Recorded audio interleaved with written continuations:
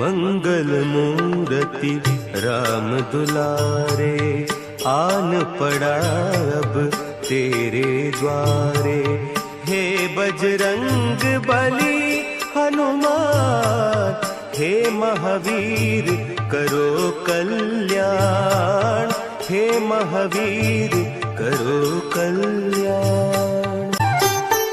तीनों लोक तेरा उजियारा, दुखियों का तूने काज संवारा। तीनों लोक तेरा उजियारा, दुखियों का तूने काज संवारा। हे जगवंदन केसरी नंदन, हे जगवंदन केसरी नंदन। कष्ट हरो हे कृपा निधान, कष्ट हरो हे कृपा निधान।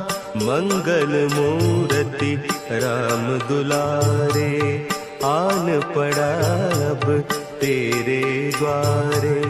हे बजरंग बली हनुमान, हे महावीर करो कल्याण, हे महावीर करो कल्याण। जय बजरंगबली, जय श्री राम। प्रिय भक्तों, हनुमान गाथा चैनल में आपका स्वागत है।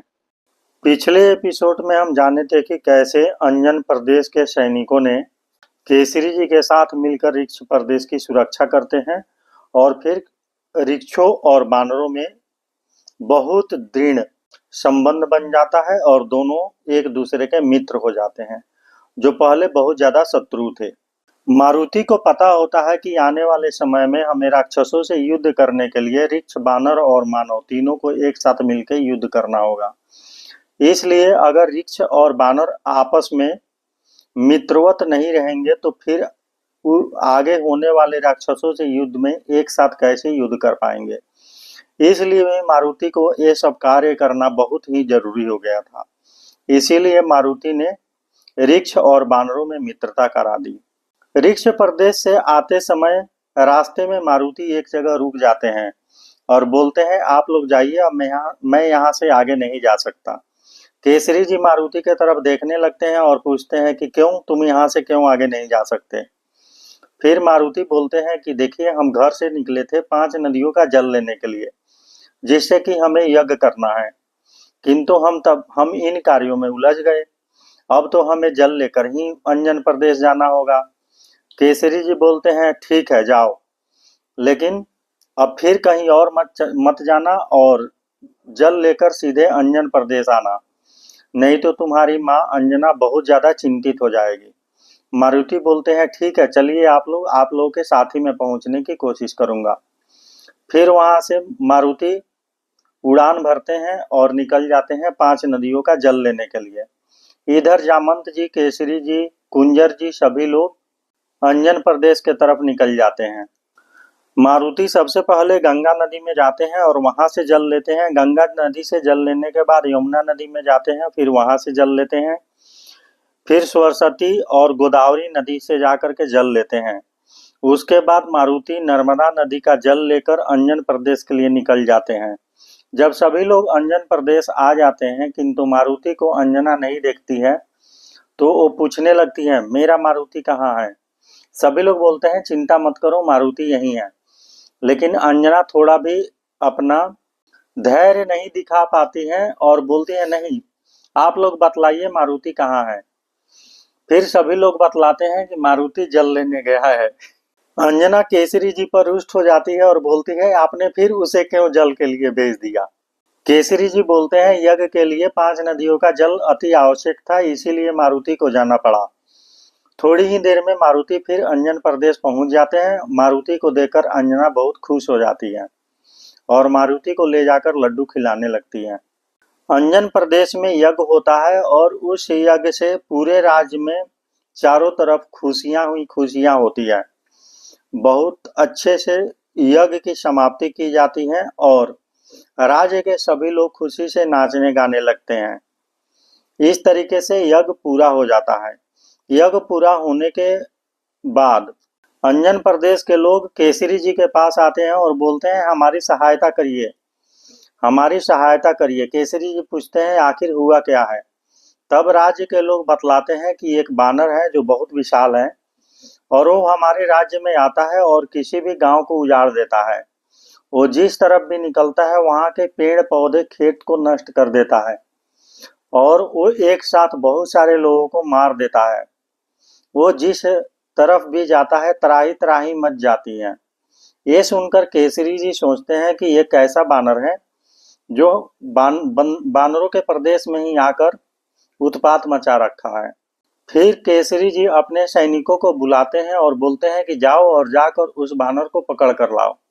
अंजन प्रदेश के सैनिक उस विशाल बानर को पकड़ने के लिए जाते हैं, किंतु कोई उसे पकड़ नहीं पाता। वो बानर अचानक सामने आता है और चिल्लाने लगता है, मुक्ति दो मुझे, और चिल्लाते हुए सैनिकों पर टूट पड़ता है और एक एक ही झटके में सभी सैनिकों को घायल कर देता है और फिर कुछ गांवों को उजाड़ देता है और उजाड़ कर तेजी से वहां से भाग जाता है। ये खबर जब फिर से केसरी जी को मिलता है कि एक बानर ने सभी सैनिकों को घायल कर दिया और कुछ गांवों को भी उजाड़ दिया, तो केसरी जी समझ जाते हैं कि ये कोई साधारण बानर नहीं हो सकता और इसके लिए हमें खुद जाना पड़ेगा। जब केसरी जी उस बानर के पास निकलते हैं तो कुंजर जी और जामंत जी बोलते हैं हम भी आपके साथ चलेंगे। फिर केसरी जी बोलते हैं नहीं, आप यहाँ राज्य में रहिए और राजमहल का देख रेख करिए, क्योंकि अगर हम सब यहाँ से उसे खोजने निकल गए और कहीं उसने राजमहल पर ही आक्रमण कर दिया तो इसलिए फिर केसरी जी जामंत जी को राजमहल में रोक देते हैं और कुंजर जी के साथ कुछ सैनिकों को लेकर उस मुक्ति दो बोलने वाले बानर को खोजने निकल जाते हैं। गांव के लोगों से केसरी जी पूछते हैं कि वो बानर किधर गया है, तो लोग बतलाते हैं कि वो आया था और इस गांव को पूरा तहस नहस करके और यहाँ के सभी पेड़ पौधों को उजाड़कर और खेतों को नष्ट कर इधर जंगल के तरफ गया है। केसरी जी कुंजर जी अपने सैनिकों के साथ उस बानर को खोजने के लिए उस जंगल के तरफ निकल जाते हैं, किंतु मुक्ति बानर कहीं दिखाई नहीं देता। थोड़ा सा और आगे बढ़ने के बाद अचानक आवाज सुनाई पड़ता है, मुक्ति दो मुझे। उसका आवाज सुनते ही ये सभी सैनिक कुंजर जी और केसरी जी सतर्क हो जाते हैं और देखने लगते हैं कि ये बानर कहाँ है। तभी वो अचानक आता है और सबके ऊपर आक्रमण कर देता है।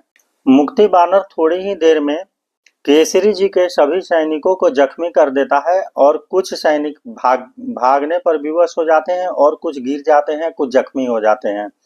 फिर केसरी जी आगे बढ़ते हैं और आगे बढ़कर मुक्ति बानर से युद्ध करने लगते हैं। दोनों में भीषण युद्ध होता है, किंतु केसरी जी उस मुक्ति बानर को परास्त नहीं कर पाते। उल्टा मुक्ति बानर ही केसरी जी को परास्त कर देता है।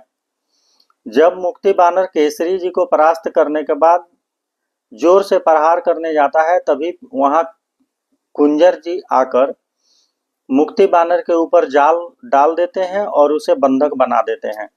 जाल से बंधक बनाने के बाद केसरी जी और कुंजर जी बहुत खुश होते हैं और सोचते हैं कि अभी से हम पकड़कर राज्य में ले चलेंगे और फिर इससे पूछेंगे कि ये कौन है।